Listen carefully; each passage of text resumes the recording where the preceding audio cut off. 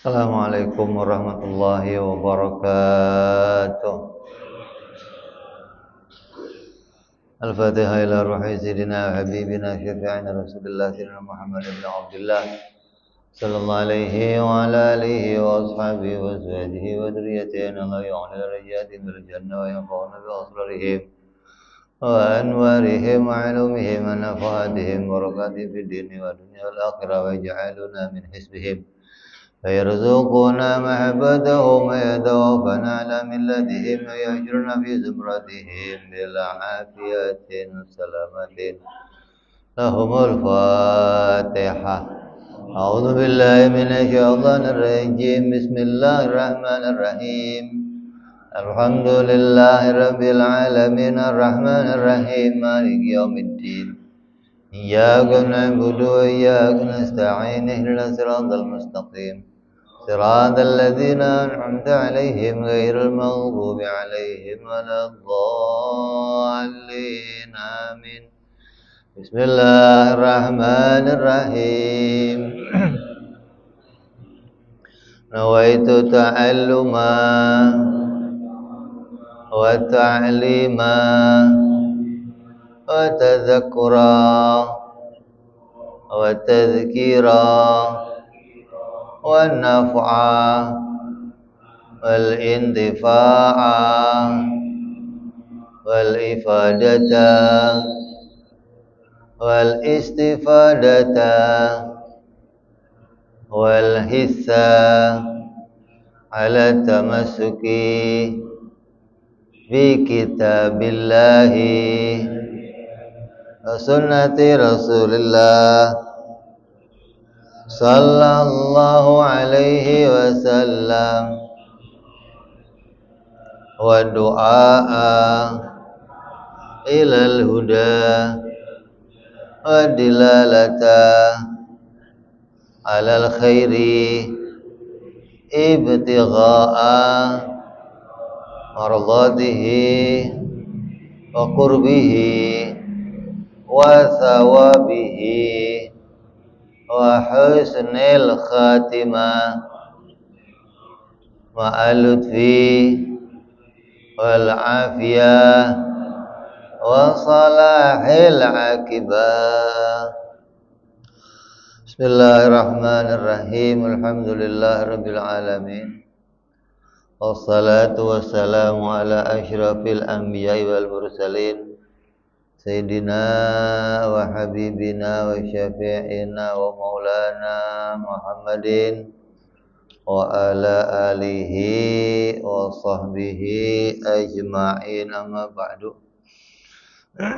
Qala musanniful kitab rahimahullah wa nafa'ana bihi wa bi ulumihi fid darain. Allahumma aftah qulubana futuhal arifin wa bihikmatika wansur alaina birahmatika ya arhamar rahimin. Ila anqal, apa kemarin itu? Hah? Mana?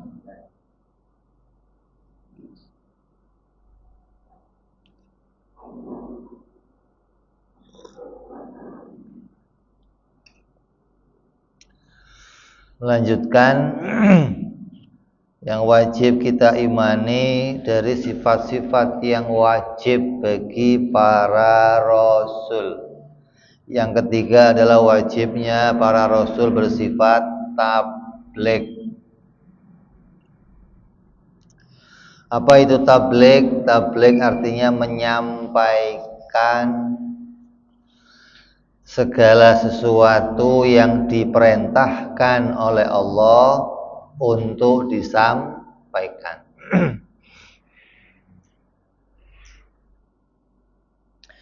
Jadi seorang nabi itu kan penerima wahyu.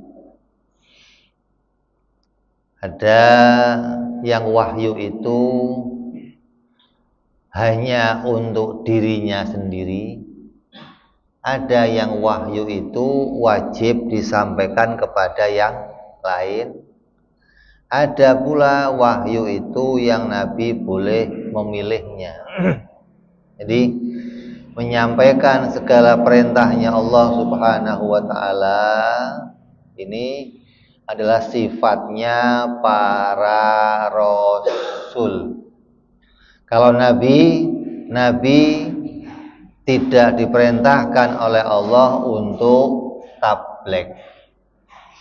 Jadi tidak ada seorang rasul yang enggak menyampaikan perintahnya Allah, enggak ada. Setiap rasul pasti menyampaikan perintahnya Allah. Namanya juga rasul, utusan. Maka dia pasti diutus untuk menyampaikan sesuatu kepada yang lainnya.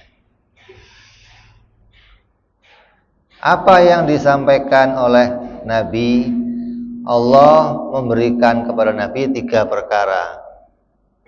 Yang pertama, sesuatu yang Nabi itu harus menyampaikannya kepada yang lain.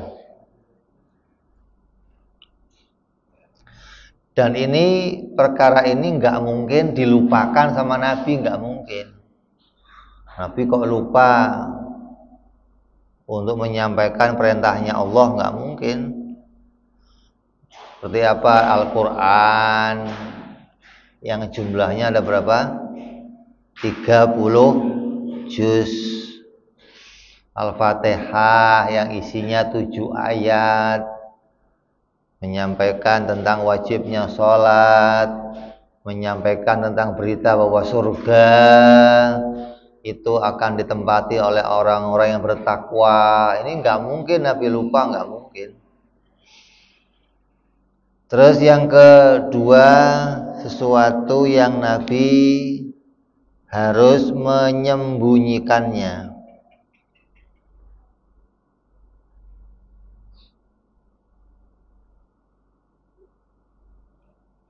Jadi ada perintah, ada berita-berita khusus namanya. Yang berita itu hanya untuk Nabi itu sendiri. Kalau berita ini disampaikan kepada orang lain bisa nggak kuat pikirannya. Hal apa ini? Contohnya berkaitan tentang sifat-sifat Allah Subhanahu wa taala, berkaitan tentang berita-berita ghaib yang luas, yang orang lain nggak bisa memahaminya. Maka hal itu Allah hanya beritakan kepada Nabi dan tidak kepada yang lainnya. Yang ketiga, yang Nabi boleh memilih. Mau menyampaikan ya boleh, tidak menyampaikan juga boleh. Jadi wahyu yang didatangkan oleh Allah kepada Nabi ada 3 macam. Yang pertama, wahyu yang harus disampaikan. Yang kedua, wahyu yang harus disembunyikan. Yang ketiga, wahyu yang Nabi boleh memilih untuk menyampaikan atau menyembunyikan. Jadi kita harus tahu, nggak terus pokoknya Nabi itu ya harus nyampein. Iya, nyampein yang diperintah untuk disampaikan. Tapi kalau yang diperintah untuk menyimpan, maka ya disimpan. Kayak contoh begini, saya mau nyuruh seseorang, sini, ini tolong sampein sama ketua masjid Al-Alim, bilang dari saya, ini buat Pak Ketua, ininya buat kamu. Tapi kamu diam-diam aja, jangan bilang kalau kamu saya kasih. Berangkat, ketemu Pak Ketua, nyampein, ini Pak titipan dari Habib. Lah kamu dapat enggak? Dapat, tapi enggak boleh ngomong-ngomong gitu. Itu namanya apa? Jujur apa khianat? Khianat namanya, gitu dong. Karena perintahnya enggak boleh disampaikan, tapi malah dia menyampaikan. Nabi begitu. Ada hal-hal yang diperintahkan oleh Allah khusus untuk Nabi, tidak untuk yang lainnya. Dan ini kata ulama lebih banyak dari apa yang disampaikan kepada kita. Jadi info yang khusus diterima Nabi itu lebih banyak dari info yang disampaikan kepada kita.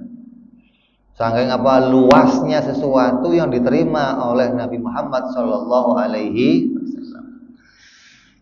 Terus yang disampaikan oleh Nabi itu apa? Yang disampaikan Nabi berupa hukum. Apa isinya?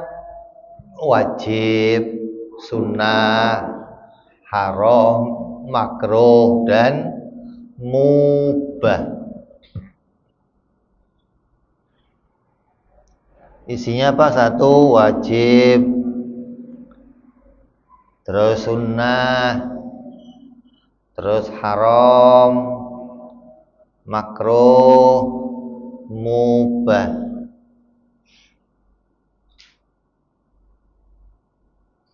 Kemudian yang keenam, sah. Yang ketujuh, batal. Nabi mengajarkan mana perbuatan sholat yang sah. Oh, yang sah caranya begini, rukunnya, syaratnya. Oh, yang batal begini, syaratnya, rukunnya. Ini yang dibawa oleh para nabi alaihi wassalatu wassalam. Jadi kalau kita mau tahu ini sholat wajib yang mutusin siapa? Ya Nabi. Zakat kok wajib dari mana? Ya dari Nabi. Puasa wajib, haji wajib dari mana? Ya dari Nabi. Karena Nabi yang menyampaikan semua itu dari Allah Subhanahu wa ta'ala. Dan Nabi kalau mengatakan ini dari Allah, ya dari Allah. Kalau Nabi mengatakan ini dari saya, ya dari saya. Enggak pernah diputar balik. Apa yang dari Nabi apa? Maka dibatasin sesuatu yang dari Nabi sendiri namanya apa? Hadis. Yang dari Allah namanya Quran gitu. Alamatnya apa? Ketika wahyu itu turun, Nabi perintah catat. Kalau diperintah mencatat berarti namanya apa? Al-Quran. Kalau Nabi enggak perintah nyatet berarti namanya apa? Hadis. Ini bedanya nih. Dia ada Quran, ada hadis. Kalau hadis itu zamannya Nabi enggak merintahin untuk dicatat. Kalau Quran, Nabi merintahin langsung untuk dicatat. Makanya di antara kitab-kitabnya para nabi yang masih otentik, asli, terjamin keasliannya ya hanya Quran. Kenapa? Karena manuskrip asalnya masih ada. Kitab yang ditulis sahabat dengan tangan sahabat masih ada kitabnya sampai sekarang gitu loh. Jadi apa yang disalin ini cocok dengan kitab aslinya. Nah kalau kayak Injil, Taurat, Zabur itu udah nggak ada aslinya. Hingga sekarang nggak ada yang bisa jamin ini Injil asli atau enggak, Taurat asli atau enggak, Zabur asli atau enggak ada yang bisa menjamin. Kalau Quran dijamin keasliannya. Kenapa? Karena zamannya sahabat yang langsung diperintah nulis oleh Nabi itu masih ada salinan kitabnya yang tersimpan di museum. Tandanya apa? Al-Quran kitab yang betul-betul asli dan otentik. Tidak ada buatan-buatan manusia, nggak ada buatan Nabi sendiri, nggak ada, dan nggak ada yang pernah nambah-nambahin atau mengurangi. Kenapa? Karena masih sesuai dengan kitab aslinya yang ditulis sejak zaman Nabi Muhammad Sallallahu Alaihi Wasallam. Ini yang wajib kita ketahui bahwa para nabi adalah orang yang menyampaikan wahyu. Dan gak hanya menyampaikan, Nabi pula mengajarkan. Nabi menyampaikan perintahnya sholat, juga ngajarin caranya sholat. Nabi merintahin puasa, ngajarin caranya puasa. Merintahin tentang apa? Haji, ngajarin caranya haji. Ini sempurna apa yang diajarkan oleh Nabi Muhammad Sallallahu Alaihi Wasallam. Sampailah turun ayat yang terakhir apa? Al-yauma akmaltu lakum dinakum wa raditu lakumul islama dina. Telah kusempurnakan agama dan aku ridhoi agama Islam untuk kalian. Maka kadang ayat ini menjadi dalil kita nggak boleh nambah-nambahin apa yang sudah datang dari Nabi. Kalau nambah-nambahin hukumnya apa? Bid'ah. Loh, muncul nih orang-orang Wahabi sekarang nih, yang kalau kita ngerjain tahlilan, Nabi nggak pernah tahlilan, sahabat nggak pernah tahlilan. Kalau tahlilan itu baik, waktu Nabi meninggal ditahlilin dong. La ilaha illallah. Ini ada orang-orang sableng Nabi suruh ditahlilin, kan repot. Tahlil itu kan membacakan ayat-ayat Quran, membacakan zikir-zikir, membacakan la ilaha illallah yang tujuannya pahalanya diberikan kepada yang mati. Lah Nabi kurang pahala apa? Kok ditahlilin segala? Ini pikirannya bagaimana sih? Ada maulidan, manakipan, ziarah kubur, dianggap semua itu perkara yang bid'ah. Kenapa? Nabi nggak pernah mengerjakannya, tapi kita mengerjakan. Hati-hati nih sama kelompok-kelompok ini. Sekarang lagi menyebar. Dalilnya mana? Quran dan hadis. Quran diajukan nih, Qurannya. Nih hadisnya, Nabi nggak pernah ngerjain begini, nggak ada hadisnya perbuatan tahlil, maulid, ziarah kubur, nggak ada hadisnya. Ketika nggak ada hadisnya maka dia bid'ah. Kalau bid'ah maka namanya apa? Dholalah. Hati-hati nih. Jadi kalau mengartikan yang namanya bid'ah itu sesuatu yang tidak dikerjakan Nabi, maka bisa jadi nanti banyak perkara-perkara yang bid'ah. Jadi ngartiin bid'ah jangan begitu. Bid'ah itu bukan sesuatu yang tidak pernah dikerjakan Nabi, bukan. Bid'ah itu suatu pekerjaan yang tidak punya landasan hukum gitu. Bukan urusan sama Nabi pernah ngerjain atau enggak. Walaupun Nabi nggak pernah ngerjain, kalau landasan hukumnya ada, maka tidak termasuk bid'ah yang dholalah. Ada lagi hadis Nabi begini, man sanna sunnatan hasanatan fa'alaihi ajru ma ya'malu. Siapa orangnya yang membuat perbuatan kebaikan yang baru, maka dia mendapatkan pahala. Hadisnya apa? Membuat-buat disebut namanya bid'atun hasanah. Man sanna sunnatan hasanatan. Nabi mengatakan sunnatan hasanatan. Siapa yang membuat-buat hal yang baru, yang baik, ditiru oleh orang lain, dia dapat pahala, dan orang lain yang ikut juga dapat pahala, sampai pahala itu tidak dikurangi oleh Allah.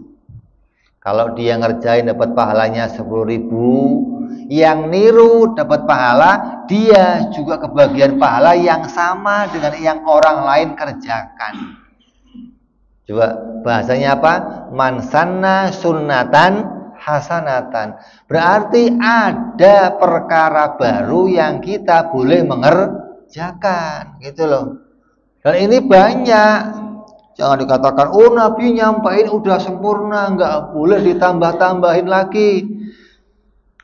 Kalau begitu nanti agama jadinya nggak berlaku dengan cara yang baik.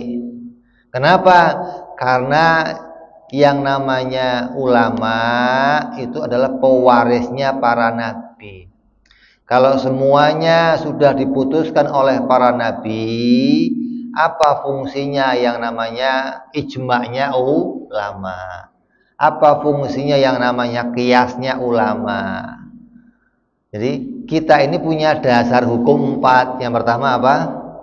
Al-Quran. Yang kedua hadis. Yang ketiga ijma'nya para ulama. Yang keempat kiasnya para ulama. Jadi nggak melulu harus dari Quran. Kadang di Quran nggak ada, kita lihat apa? Hadis. Di hadis nggak ada, kita lihat apa?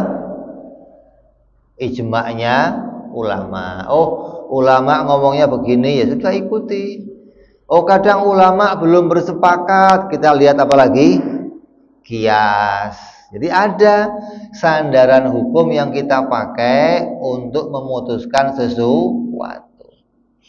Jadi kalau tiap-tiap hal yang Nabi nggak pernah ngerjain, kita nggak boleh ngerjain, wah ya agama bisa pincang jalannya nanti.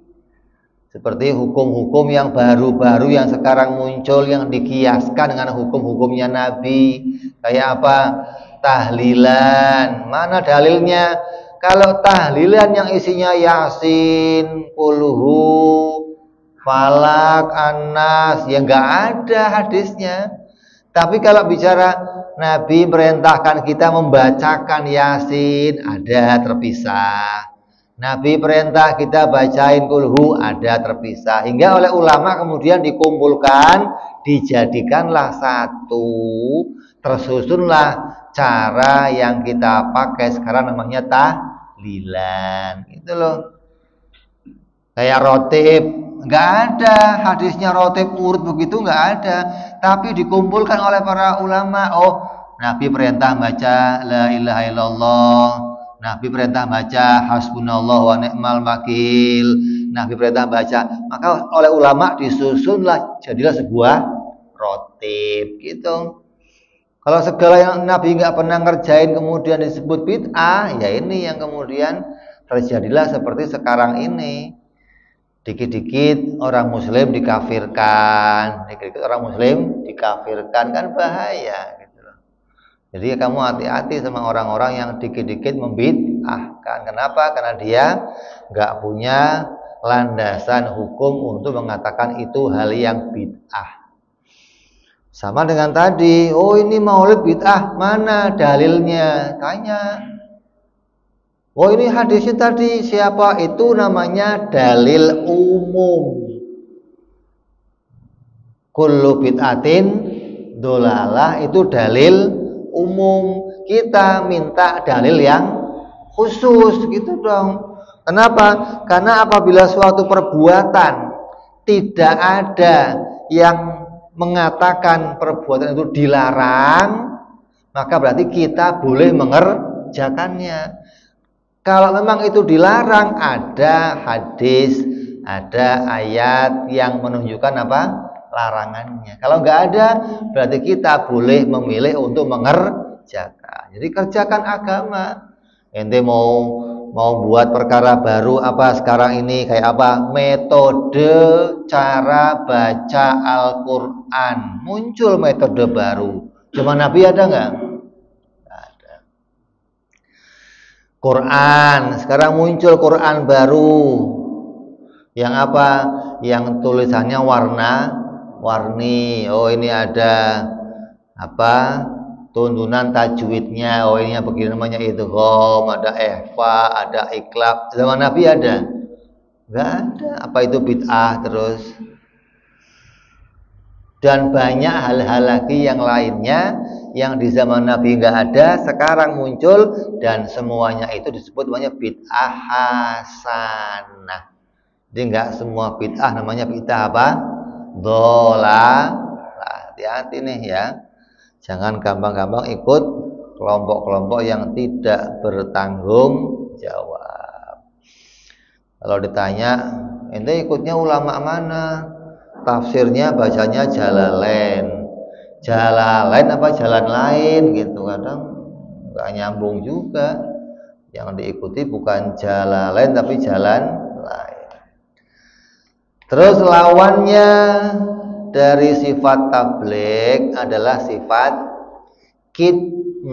Apa kitman? Menyembunyikan. Para nabi itu nggak pernah menyimpan ilmu, nggak pernah.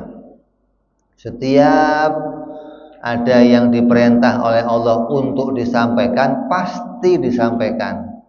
Kecuali tadi yang memang diperintah oleh Allah untuk disembunyikan, maka dia nggak menyampaikan. Begitu pula para ulama. Ulama itu selalu menyampaikan apa yang datang dari Nabi, disampaikan semuanya. Kayak kita sekarang nih, kita mendapatkan Al-Quran lengkap 30 juz tanpa dikurangi dari sahabat. Tandanya apa? Nggak ada sahabat menyembunyikan ilmu pengetahuan. Dari mana sahabat belajar? Ya dari Nabi.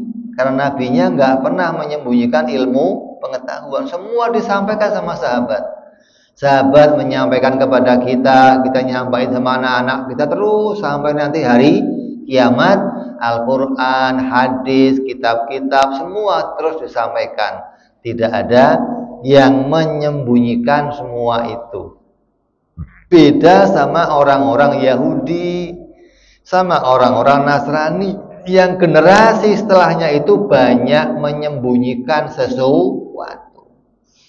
Kayak dalam kitab Maulid itu namanya apa? Ka'bil Ahbar. Qala allamani abi Taurata illa sifran wahidan kana yahtimuhu wa yadkhuluhu sunduk fa idza mata abi fatahtuhu wa fihi nabiyyun akhiruz zaman mauliduhu bi Makkah wa hijratuhu bil Madinah wa sultanuhu bisyam. Kata Ka'bil Ahbar apa? Saya dulu itu orang Yahudi. Bapak saya mengajarkan semua ilmu dari kitab Taurat, kecuali ada satu lembar yang disimpan di dalam kotak. Yang itu tidak diajarkan kepada saya sampai bapak saya mati. Setelah bapak saya mati, saya buka kotak itu, saya baca. Ternyata isinya apa? Cerita tentang Nabi akhir zaman, bahwa Nabi itu akan lahir di Mekah, akan hijrah ke Madinah, dan kerajaannya sampai negeri Syam. Tandanya apa? Orang-orang Yahudi menyembunyikan berita kenabian Nabi Muhammad Sallallahu Alaihi Wasallam. Mereka nggak mau kalau ada Nabi dari orang Arab. Mereka maunya Nabi dari Bani Israil. Berarti kan mereka pengikut-pengikutnya bukan orang-orang yang jujur. Banyak yang mereka kemudian memenggal ayat-ayat, memenggal berita-berita hingga generasi berikutnya nggak tahu berita tersebut. Kita umat Islam dilarang demikian. Semua yang kita terima dari Nabi wajib disampaikan kepada yang lainnya. Seperti halnya ilmu di majelis taklim. Kalau lingkungan sini nggak ngerti caranya sholat, kamu tahu caranya sholat, kamu wajib mengajarkannya. Kalau enggak bagaimana? Kamu nanggung dosanya. Coba. Beda kalau kamu sudah mengajarkannya, yang datang cuma satu, yang lain nggak pada datang, kamu udah nggak dosa. Orang lain yang nggak hadir itu yang berdosa karena nggak tahu ilmunya sholat. Kenapa? Karena kamu sudah buka pelang majelis taklim loh. Udah diumumin tiap hari Ahad ada pengajian. Kok nggak mau hadir, maka mereka yang salah. Kecuali kita punya ilmu, kita tahu orang lain nggak tahu, saya nggak mau ngajarin, nggak, biar saya yang masuk surga sendiri, orang lain biar masuk neraka, maka kita menanggung dosanya orang banyak.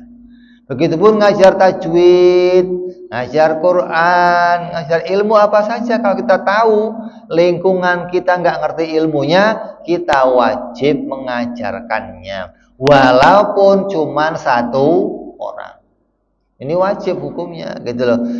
Tandanya apa? Orang Islam nggak pernah menyembunyikan ilmu pengetahuan.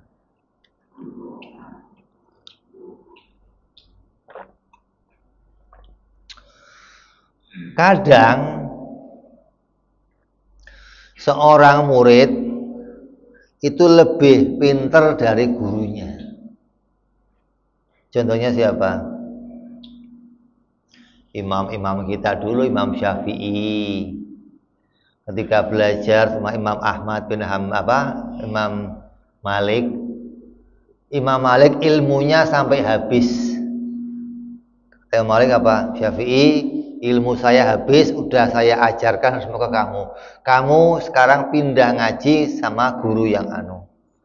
Selesai ngaji lagi pindah sama anu. Berarti ilmu Imam Syafi'i lebih banyak dari gurunya. Itu ulama kita dulu.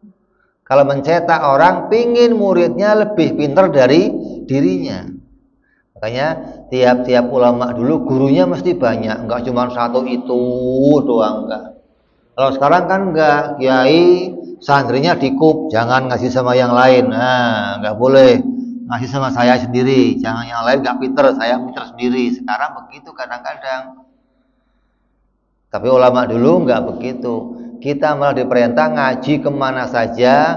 Kamu setelah dari sini selesai, pindah ke sono ngajinya, pindah ke sono agar kamu dapat ilmu pengetahuan yang banyak. Lah, ada orang-orang yang suka menyembunyikan ilmu pengetahuan ada. Contohnya siapa? Ilmu apa yang sering gurunya nggak mengajarkan semua pada muridnya? Ada nggak? Ilmu apa? Silat. Ini guru-guru silat kadang begitu, ngajarin muridnya, tapi jurus pamungkas nggak diajarin. Kalau jurus pamungkas diajarin, takutnya murid lebih pintar dari gurunya. Nanti gurunya dikalahin. Nanti kalau dia mati, baru, nah, di bawah bantal saya ada kitab terakhir, silahkan dipelajari. Agama nggak boleh begitu. Agama harus guru menyampaikan ilmunya sampai habis semuanya. Terus si murid diperintah ngaji sama yang lain lagi biar dapat ilmu yang lebih banyak dari gurunya. Makanya kalau kita lihat guru-guru SD itu guru pertama kita, guru-guru tajwid itu guru pertama kita. Coba guru-guru tajwid sampai sekarang masih ngajar tajwid terus. Tapi muridnya udah jadi kiai, jadi mubalek, dianya masih tajwid. Kadang hidupnya berkah gurunya. Kenapa? Di pikiran gurunya nggak pernah pikiran pengen punya BMW, pengen punya Alphard, nggak ada tuh. Guru-guru tajwid paling ya seminggunya apa kambing 2 biji ya. Yang penting diperes buat makan, diangon, sore ngajar lagi. Hidupnya berkah, tapi muridnya setelah ngaji tajwid pindah, ngaji lagi pindah, sampai dia sekolah, mondok Al-Azhar, kuliah, modalnya kebanyakan. Begitu lulus, cari job, khutbah, sono khutbah, sini kayaknya nggak cocok, masuk TV, biar apa? Balikin modal. Hidupnya nggak berkah. Kenapa? Targetnya dunia. Beda sama guru-guru tajwid yang targetnya akhirat. Urusan yang penting cari ridhonya Allah, ngajar tenang, di rumah ayam, nggak pikiran macam-macam. Ini bedanya, gitu loh. Jadi kalau kita lihat guru-guru kita yang dahulu yang ngajarnya kitab-kitab kecil, sampai sekarang masih jalan dan berkah hidup mereka. Kenapa? Istiqomah. Dikatakan al-istiqomah afdhalun min alfi karomah. Istiqomah itu lebih baik dari 1000 macam karomah. Orang kadang pengen ngajar keramat. Istiqomah itu keramat yang paling hebat. Ngaji istiqomah, ngajar istiqomah itu keramatnya luar biasa. Ya. Jadi jangan kita meniru orang-orang yang suka menyembunyikan ilmu pengetahuan, hukumnya haram. Wajib kita menyampaikan segala apa yang diperintahkan oleh Nabi untuk disampaikan. Ini yang kita bahas hari ini, yaitu bab tabligh. Wajib Nabi menyampaikan dan mustahil Nabi menyembunyikan. Barangkali ada yang mau bertanya, silahkan.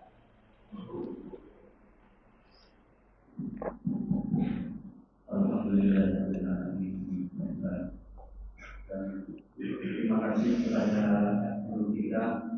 Mudah-mudahan beliau selalu dalam keadaan sehat. Amin. Ini juga mengucapkan terima kasih kepada para jamaah yang hadir pada pagi hari ini, baik yang dari jauh, Bambu Kuning, Al-Marwiyah, Al-Iman, Al-Jalan. Mudah-mudahan kita telah mendapatkan pencerahan kajian tauhid, menjadikan kita lebih baik dan barokah. Amin. Untuk para jemaah ada yang masih kurang jelas, kita mohon untuk angkat tangan karena kita buka agak-agak. Silahkan.